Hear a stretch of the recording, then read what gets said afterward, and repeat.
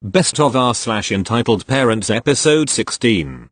Disclaimer. I love my mum ever so dearly, but she sometimes gets petty over very small things and causes much unnecessary fuss. This is one of these examples. So, my mum was using my computer to check the television guide for the night. Her computer is broken at the moment, and she insists that neither of us have or use mobile phones. She finishes with the TV guide, and starts going through images on my desktop, only harmless stuff that I haven't sorted yet. I am in another room. The meme in question is linked here. Text is essentially, a wife is just a girlfriend with curse of binding, falling on and squashing normal life. She calls me out and asks what is this filth. I explain that it is a meme, but she goes on about that is implying that you can have sex with a partner, which is a disgrace, because sex is only ever for marriage. I say that I hadn't thought of the fact that it implied that I just found the meme funny at the time and saved it. She continues to go on about and the girl has her mouth taped.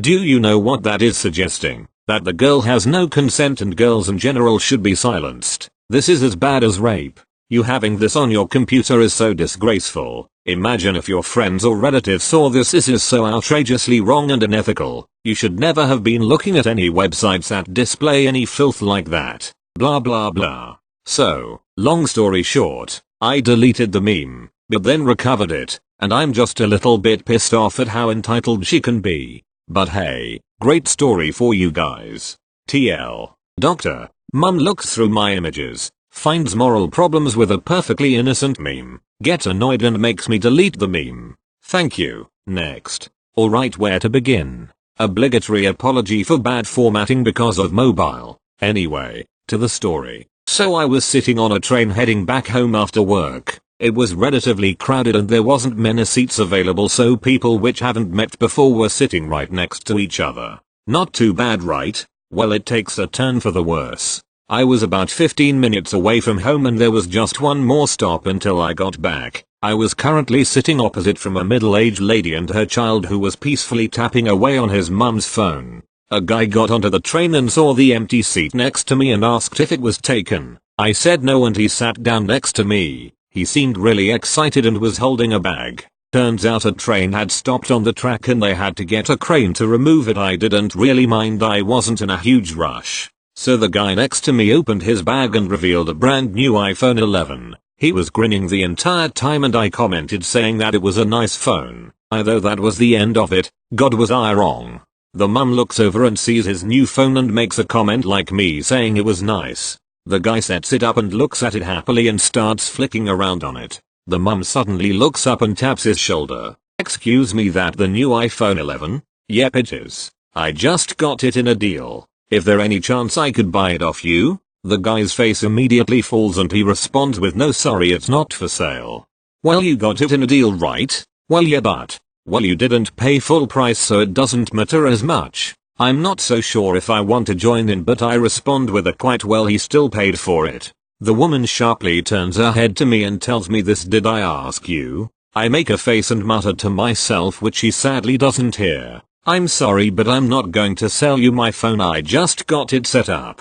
Yeah, and? You can just use your old one, I've had mine for ages.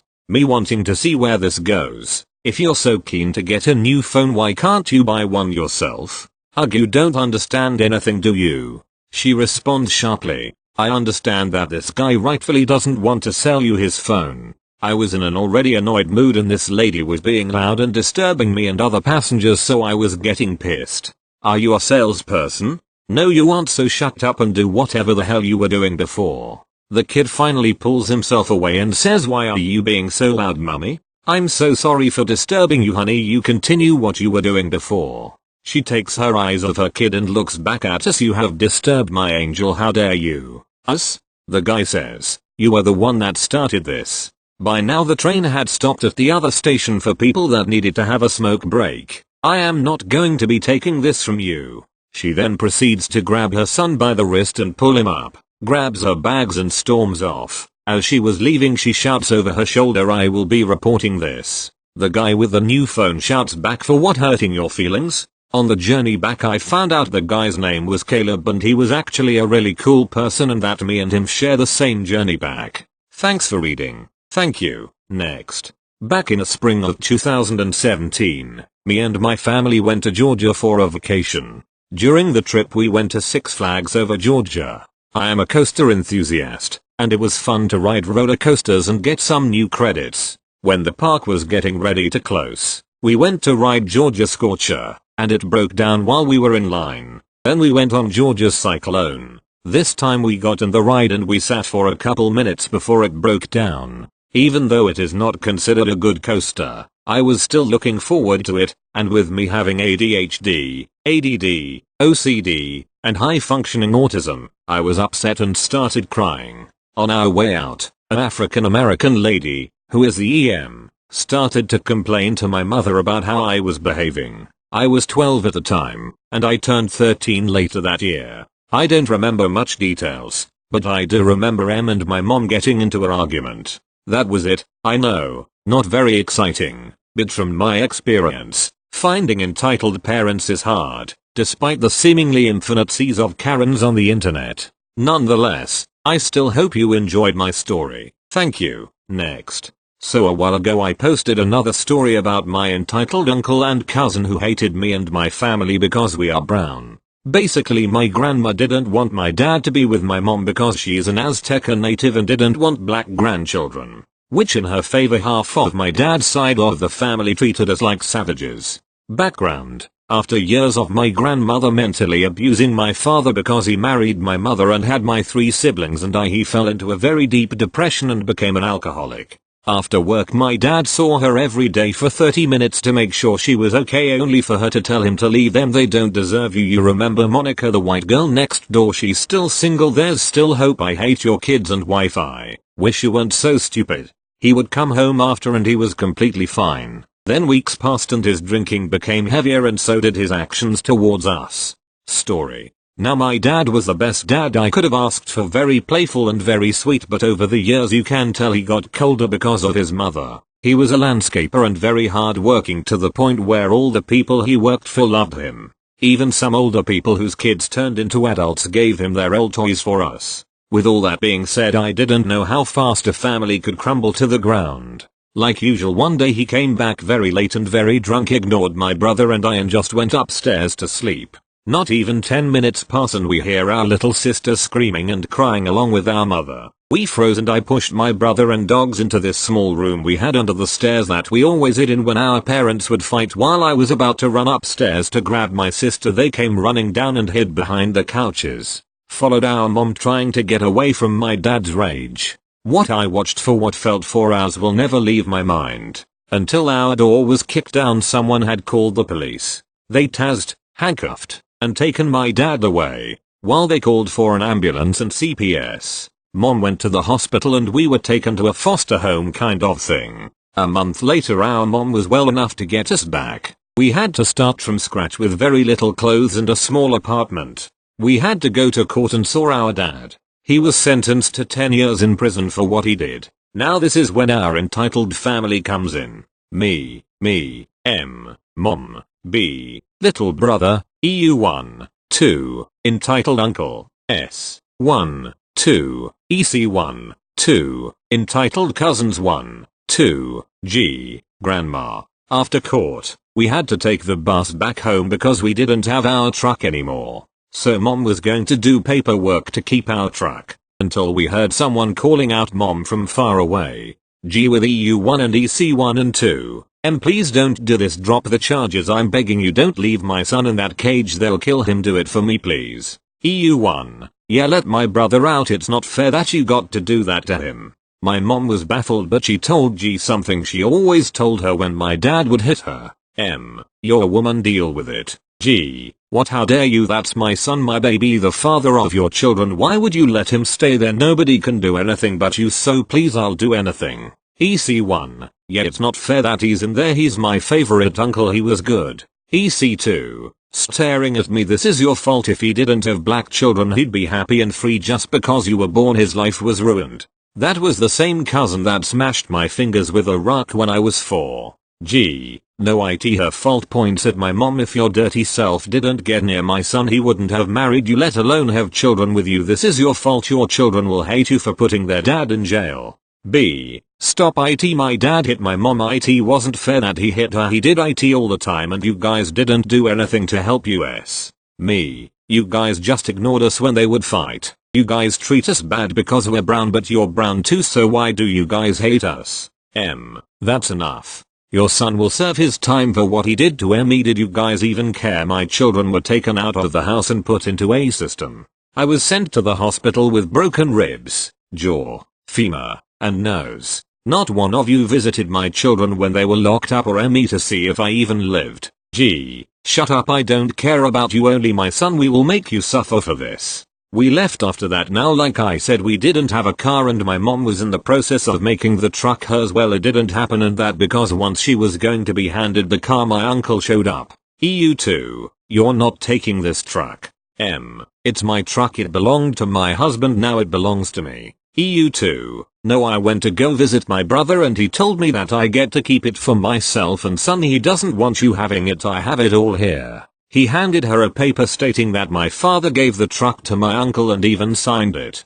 M. You can't do this. How will I bring food for my kids, take them to school, or go to the laundromat? EU2. Not my problem. You should have thought of that before you put my brother in jail. My mom told you we would make you suffer and she's keeping her word. He left with our truck and we had it hard from there on end. We had to push shopping carts from the grocery store to our apartment. Had to wake up extra early for school. Sometimes our clothes wouldn't get washed and had to rewear the ones that weren't noticeably dirty again. It was very hard on my mom going to work every day without a car. The toughest part was me because I was diagnosed with JRA when I was 9 and had to see a specialist every month in LAUCLA hospital, which was a 2-hour drive, so we begged friends to drive us or borrow their car. Sometimes I didn't even get my treatments or medicine and had to endure so much pain it hurt to breath. Sometimes it got so bad that the light would hurt as well. This went on for 3 years. With time we got better. My mom was amazing at managing her money.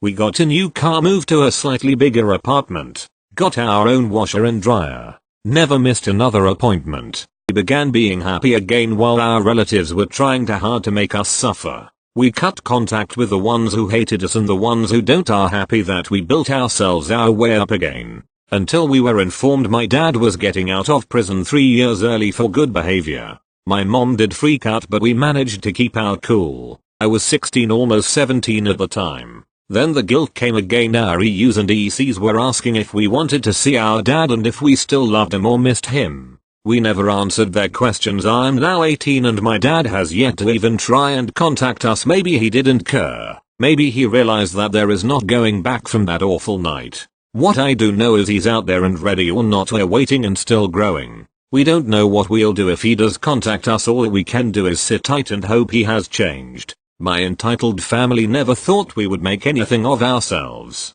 Well, my brother is now 15 and doing fine without a father figure. My 2 sisters are doing amazing. They are both very smart and kind, and I graduated while EC1 and 2 dropped out because of drugs and getting a girl pregnant. EU1 and 2 moved away from their mom because they just didn't care about her as much. I can't even begin to explain how toxic they are. The only one who I love the most is my dear grandfather, who is way too sweet to be related to any of them. Oh, and if you're wondering, when he came out of jail he moved to Mexico to get away from him mom, but she didn't know this. So she went to Mexico to see him and he threw her out and told her that because of her his life was ruined.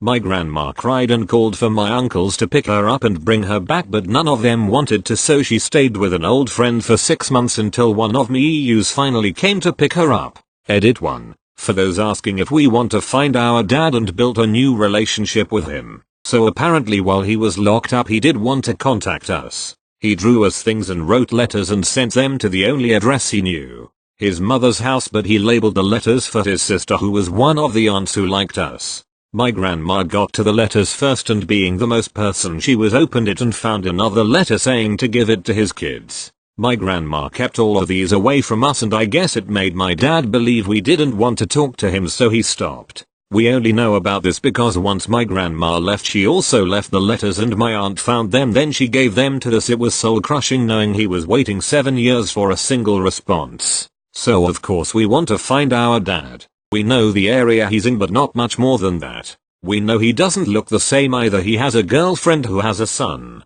My siblings and I are hatching a little plan to go find him one day. For now we're just preparing for what can happen. Thank you. Next. This happened when I was about 12 years old, so sorry if the details are a bit blurry. One day, my mother was outside watering the garden, when a neighbor shows up, dragging an office-type chair outside towards the garbage. My mother asks politely why she's throwing the chair away. The neighbor responds that it was her 15-year-old son's and that he didn't want it anymore because he just bought a better chair. My mother was always good at fixing things, so she asked if she could have it since they don't want it anymore. The neighbor responded, well, I was about to throw it away, so sure, why not? A couple of days later, my mom had fixed it. She changed the material, the chair no longer squeaked, and overall it looked brand new. My parents were hosting a neighborhood barbecue that day and she invited the neighbor who gave us the chair. The neighbor went to the bathroom, and when she came back, she told my mother,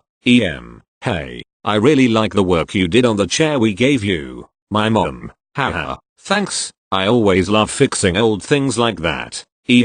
So when can we have it back? My mom, excuse me? You heard me. Since we gave it to you it's still ours, so when can we have it back? My mom, I don't know what your problem is. You were about to throw it out. I literally asked you and you said I could have it. Proceeds to practically throw a temper tantrum, loud enough for the other guests to come see what's going on. Not so entitled dad, honey, what's going on? That bitch won't give me back my chair. Not so entitled dad, are you talking about that old chair you threw away a couple of weeks ago? Who cares? Let them keep it. But I want it for Jeffrey, her son. Not so entitled kid, mom, I already have a nice chair at home. I really don't need this one. Then I want it for myself. My dad, listen, I'm sorry but you're causing a scene. Either stop it or leave. The stormed off back to her house and we didn't hear from her for a few days. One day, she came to our house and apologized. She said she didn't know what happened to her that day, and that she was sorry. She invited us to her house for dinner that day and everything was fine after that. I'm glad that the story ended the way it did. She's still a close family friend to this day, and we still laugh about what happened that day from time to time. Thank you. Next. This happened a long time ago to me but still makes me chuckle. Me. Wife. Take a wild guess.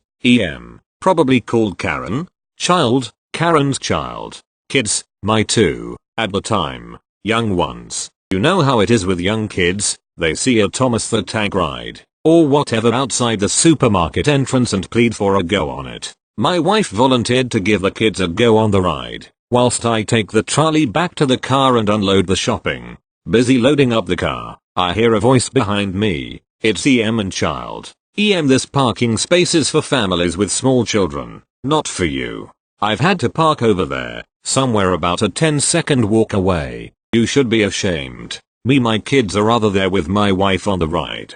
Of course they are. Sarcasm mode cranked up to 11. And child then disappear into the shop.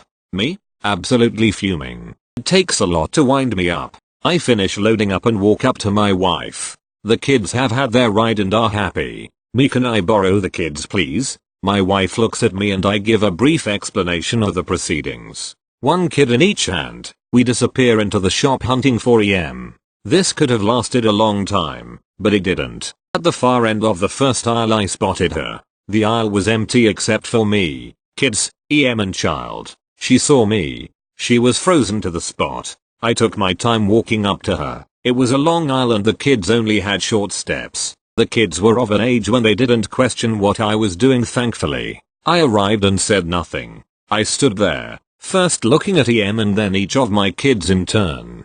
Then I looked back at her. I may have raised an eyebrow at this point. I'm sorry, I was wrong. I said nothing, then turned around and walked back the way I came. As I moved away, I could hear explaining to the quizzical child why she had been such an asset. Small victory I know, but I felt good. Now that I'm a grandparent, it grinds my gears to see fit. Single people selfishly park in disabled or parent and child spaces, because they are too lazy to walk a few extra yards, but of course being British, I just internally seethe with righteous indignation and consider writing to my MP telling him something should be done. Thank you. Next. This just happened to me and I'm both shocked and laughing my ass off. I was on a bus on my way into college, listening to a punk band I've recently got heavily into, a band from Brixen in the German-speaking region of South Tyrol in Italy called Frey. Wild. The bus is fairly packed so I'm right at the front of the bit where you'd park a pram or a wheelchair. A woman with a pram gets onto the bus and sits in the only free seat, next to me. She looks down at my phone, why, I still can't work out, and sees that I'm listening to a song called Siegestehen darauf, wo wir Legion blieben, roughly translated, rather aptly, to winners stand where losers fall, and yanks one of my earphones out. You live in Scotland, stop listening to your shitty Polish music. God, all you fucking Polacks are all the same, refusing to be decent citizens and speak English. This is why we voted to leave the EU. Scotland didn't, but I digress, so we could get URDS out of here. I'm Scottish. Born and bred. Apart from a week in Amsterdam, 2 weeks in Morocco, 3 weeks in the States and a week in France, I've stayed very much in the UK my entire life. Never been to Poland, or Germany for that matter. I eventually had enough of her bullshit, so I tried to put her in her place. This is German music. Also, I was born here. To Scottish parents. Karen tried to make her rebuttal but I got there first. Also, how does me listening to some punk rock that happens to be in German affect you? I have my headphones. You can't hear it. Karen's eyes lit up, as if she'd won the Karen lottery. Why are you listening to that sinful, demonic music in public? You're gonna scare my kid. I look in the pram. Firstly, your child is sound asleep.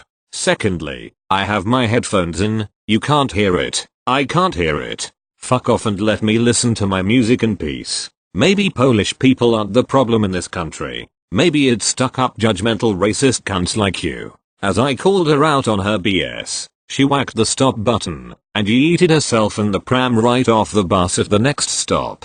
Thank fuck. Edit. Wow, I didn't realize the fucked up history of Frey. Wild. Kinda ashamed I let the banging music get into my head. Thanks for pointing this out guys. I'll be sure to get them off my radar.